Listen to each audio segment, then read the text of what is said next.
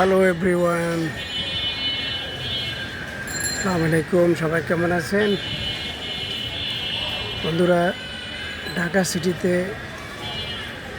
Current নাই, current চলে গেছে, অন্ধকার। এই যে দেখেন, সব অন্ধকারে বসে গেছে। নিচে এগুলো দেখা যাচ্ছে গাড়ির লাইটের আলো, ওই সান দেখা যাচ্ছে।